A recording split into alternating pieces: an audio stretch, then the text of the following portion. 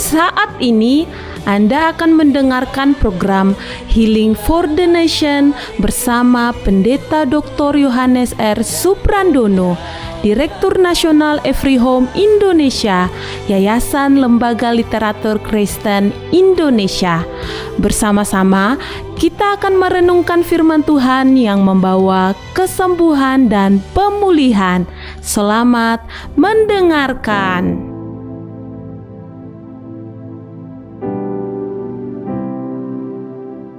Shalom saudara-saudara yang dikasihi Tuhan Yesus Kristus, dimanapun saudara berada yang mendengarkan program ini. Saya Pendeta Yohanes Suprandono senang sekali menjumpai saudara. Dalam kesempatan ini saudara, kita akan merenungkan kebenaran firman Tuhan. Temanya adalah rahasia hidup berbuah. Kalau kita berbicara tentang hidup yang berbuah, maka kita ingat seorang yang dinubuatkan oleh Yakub, yang dalam Alkitab, ya, orang yang sangat istimewa dan diberkati menjadi bapak bangsa. Abraham adalah bapak bangsa, Isa adalah bapak bangsa, Yakub adalah bapak bangsa, dan Yusuf adalah bapak bangsa.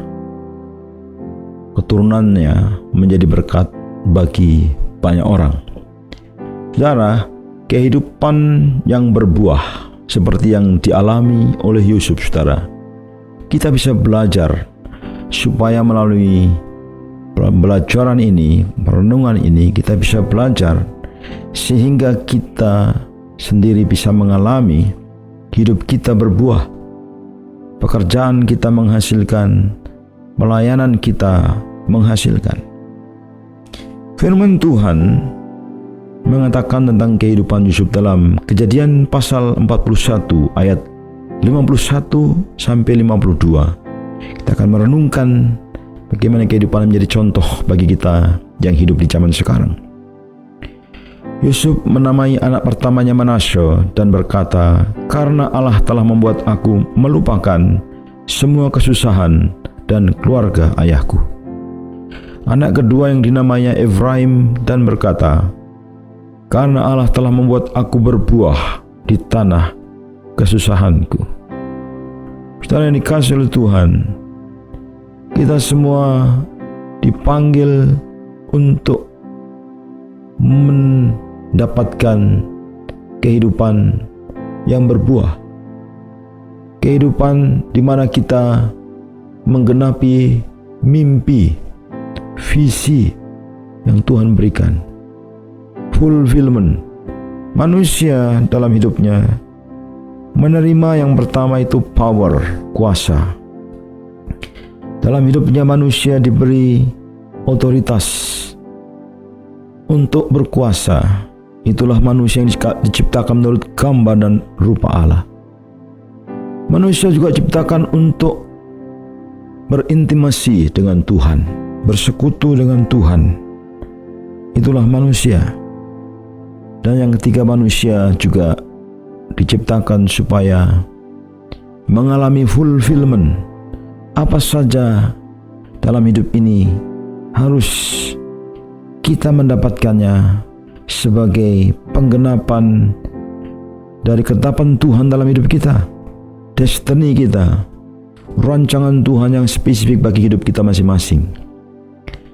Setiap kita juga harus memenuhi kewajiban kita dalam hidup. Dan Tuhan menjadikan kita supaya kita berbuah. Apa arti berbuah? Yaitu menjadi sukses. Menjadi sukses tapi juga signifikan. Success and significant. Hidup yang sukses dan berarti. Saudara, Tuhan menghendaki kita supaya kita menerima berkat Allah, berkat Tuhan.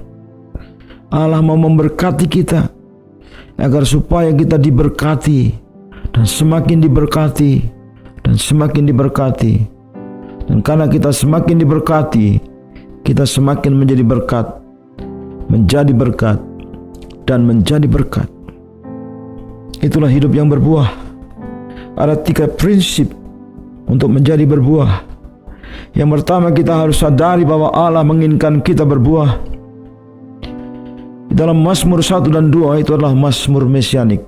Mazmur kerajaan untuk pembinaan rohani bagi prince and princess, anak-anak Allah, putra-putri raja yang akan memerintah bersama dengan Tuhan Yesus Kristus. Di dalam ayat itu merupakan pembentukan yang pertama untuk menjadi orang-orang yang berhasil memerintah bersama dengan Tuhan Yesus dalam kerajaannya.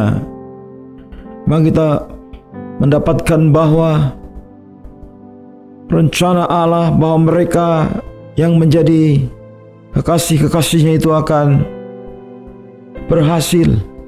Tetapi bukan hanya berhasil, tapi beruntung. Apa saja yang diperbuatnya berhasil. Dan juga Tuhan memberkati dengan keberuntungan. Itulah kerinduan Allah. Kalau kita melihat dalam kitab Torah, saudaraku yang dikasihi Tuhan, yang menjadi dasar bagi kehidupan rohani maupun kehidupan sehari-hari bangsa Israel, umat Tuhan. Tuhan juga menjanjikan berkat bagi Israel. Pilihlah hidup dan jangan pilih kematian. Pilihlah berkat dan jangan pilih kutuk. Itulah rencana Tuhan. Allah juga dalam perjanjian baru merancang kita supaya kita berbuah melalui apa yang dikatakan oleh Rasul Petrus ketika di masa tuanya. Dia adalah seorang gembala, seorang pemimpin rohani. Dia mengingatkan kepada jemaat yang terserak-serak, yang tersebar di Asia Kecil. Dia mengingatkan supaya mereka hidup berbuah karena itu rancangan Allah. Dan Tuhan sudah memberikan kepada kita sebagai umatnya apa yang dibutuhkan supaya kita berbuah, yaitu kuasa ilahinya yang telah memberikan segala sesuatu yang kita perlukan untuk hidup yang saleh melalui pengetahuan kita tentang Dia yang manggil kita dengan kemuliaan dan kebaikannya. Allah memutuskan bagaimana kita bisa berbuah.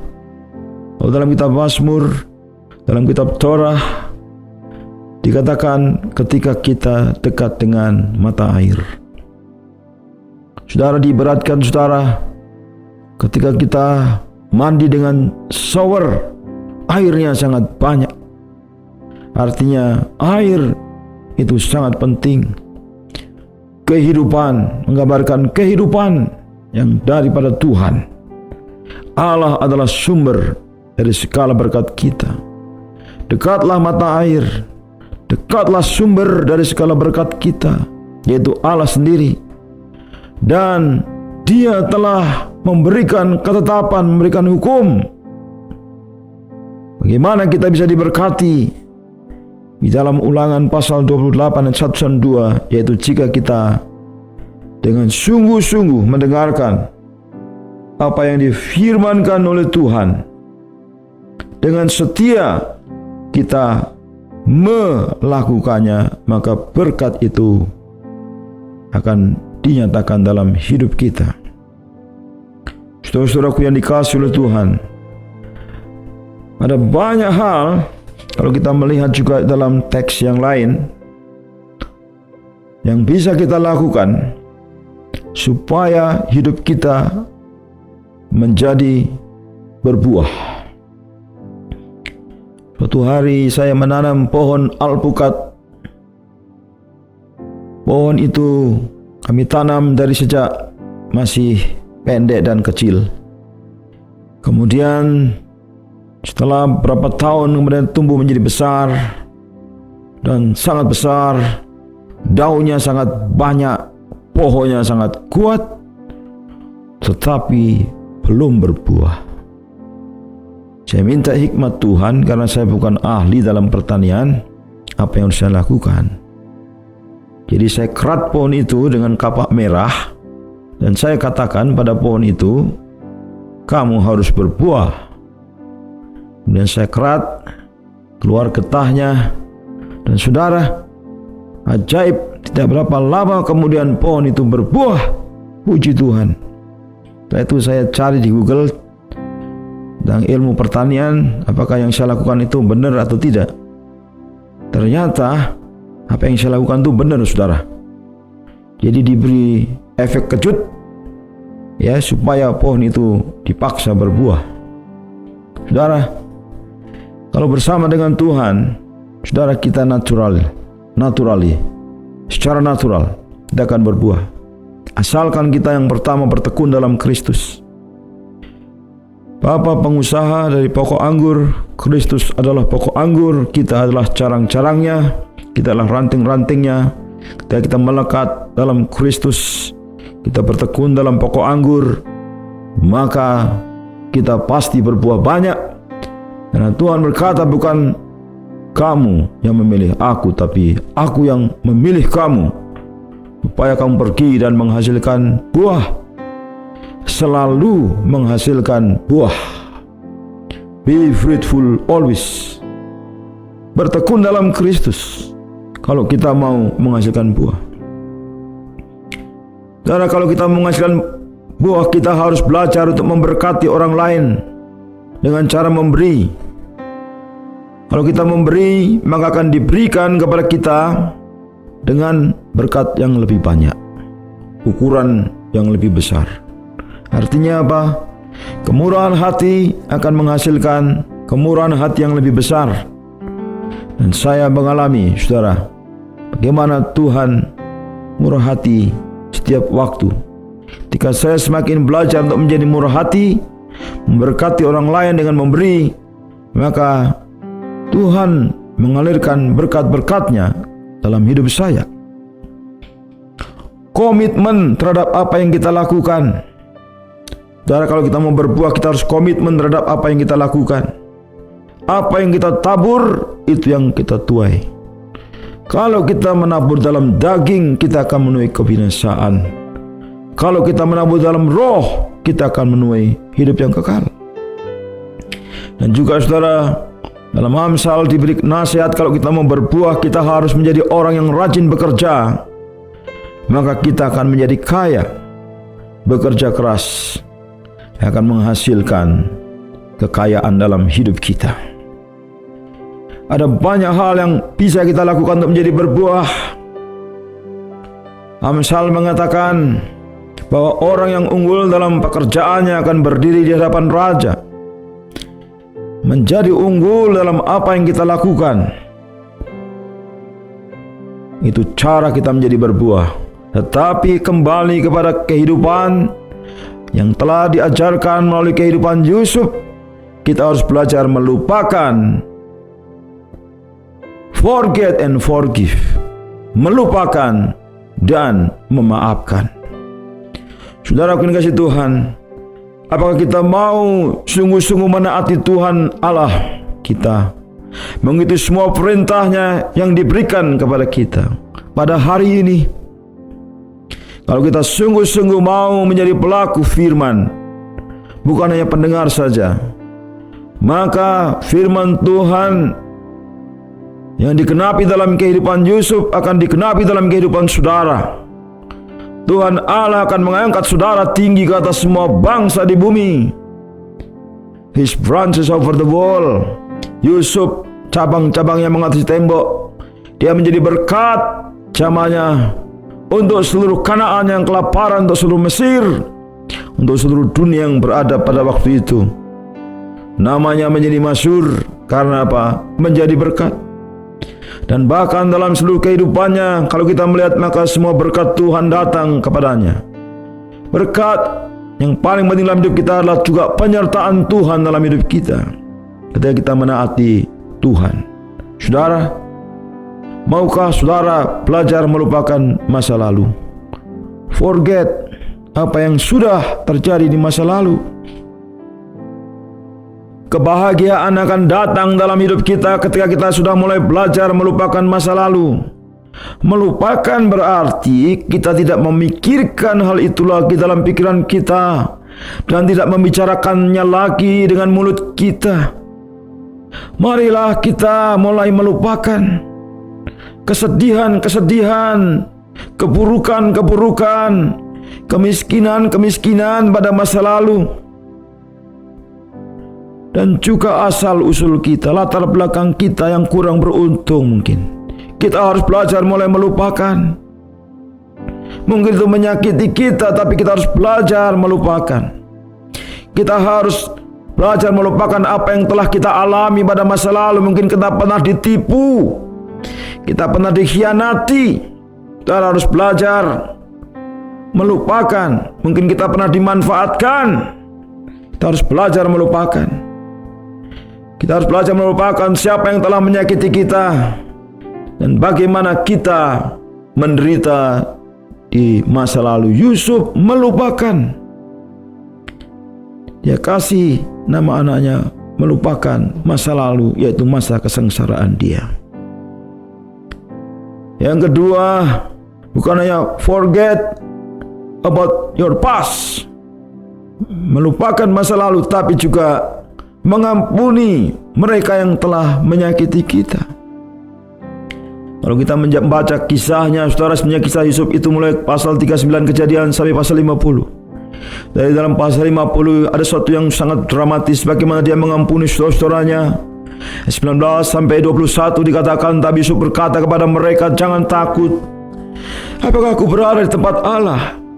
Kamu berniat untuk mencelakakan aku, tapi Allah berniat untuk kebaikan, untuk mencapai apa yang terjadi sekarang ini, yaitu menyelamatkan banyak jiwa. Jadi jangan takut. Aku akan menyediakan kebutuhanmu dan kebutuhan anak-anakmu. Dan ia meyakinkan saudara-saudaranya setelah berbicara dengan lembut kepada mereka. Yusuf mengampuni saudara-saudaranya yang telah menjual dia, yang telah menyakiti dia, yang telah membuat dia jadi malu pada masa lalu. Yusuf mengampuni. Forgiveness itu penting sekali. Tuhan sudah mengampuni kita, maka kita belajar mengampuni orang yang bersalah kepada kita. Bukankah itu doa yang diajarkan Tuhan Yesus dan kita terapkan setiap hari? Serahkan pembalasan kepada Allah. Tuhan berkata, pembalasan adalah hakku. Saudara, mari kita belajar dari Yusuf untuk menyerahkan pembalasan kepada Tuhan. Dan saudara, dalam ayat 20 kita juga belajar apa artinya misi dalam kehidupan ini. Kewajiban kita, misi hidup kita adalah menyelamatkan banyak jiwa. Kita harus fokus kepada misi hidup kita. Yusuf ingat bahwa visi yang Tuhan berikan kepadanya dalam sebuah mimpi adalah untuk menjadi berkat bagi keluarganya, untuk menjadi berkat bagi bangsanya. Saudara, kita semua dipanggil untuk carrying Christ, membawa kasih Kristus kepada setiap orang, everyone, di setiap tempat, everywhere, dan kepada setiap generasi, every generation. Saudara, kita harus fokus kepada misi hidup kita, menyelamatkan banyak jiwa. Saudara, ketika kita bebas, kita terlalu bebas, kita cenderung menjadi negatif dan memikirkan semua hal yang buruk di masa lalu. Kita harus memikirkan tugas tanggung jawab kita. Saudara, hidup dalam berkat Allah, hidup yang berbuah. Hidup yang berbuah adalah hidup yang menjadi berkat. Kita diberkati untuk menjadi berkat. Itulah prinsip sebuah bangsa yang besar. Itulah prinsip sebuah hati yang besar, jiwa yang besar. Dan ketika kita diberkati, kita lebih mudah untuk memaafkan. Kita diberi kecakapan untuk bisa menanggung segala sesuatu. Saudara-saudaraku yang dikasihi Tuhan, saya tidak tahu apa yang saudara alami hari-hari ini, penderitaan apa, kesusahan apa. Mari belajar fokus kepada Tuhan. Tuhan mau engkau tidak tinggal di situ. Tuhan mau hidupmu berbuah. Melalui kisah Yusuf kita diingatkan bahwa Allah ingin kita menjadi orang percaya yang hidupnya berbuah lebat. Saudara, tidak pernah tidak ada buahnya. Di musim kering pun berbuah. Karena apa? Ditanam di tepi aliran air. Firman Tuhan yang akan menyegarkan hidup saudara. Refresh, menyegarkan. Restore, memulihkan. Dan saudara mengasihi Tuhan, mari kita belajar untuk melupakan masa lalu dan mengampuni orang-orang yang mungkin telah menyakiti kita. Tidak mudah, tapi bersama Roh Kudus dengan firman Tuhan hari ini, itu akan mungkin. Dan saudara akan mengalami pemulihan dari Tuhan, kesembuhan yang daripada Tuhan. Engkau tidak akan kurus kering dan mati. Engkau akan hidup dan bangkit. Saya mendoakan seorang baru-baru ini. Saya merasa kasihan sekali karena saya pikir dia akan mati. Dan saya mengajak istri saya, kita harus berdoa untuk orang itu. Dan kemudian ketika siang hari kami berdoa, malamnya saya telepon orang suami daripada seseorang. Dan kemudian dikatakan oleh suaminya, istriku sudah bangkit dan sembuh, puji Tuhan. Dan the next day, hari Minggu 2 hari kemudian sudah beribadah. Saudara, mari kita melihat mukjizat Tuhan, di mana kebangkitan rohani, kebangunan rohani, keselamatan, sembuhan terjadi melalui hidup dan pelayanan kita. Tuhan Yesus memberkati saudara berlimpah-limpah. Amin.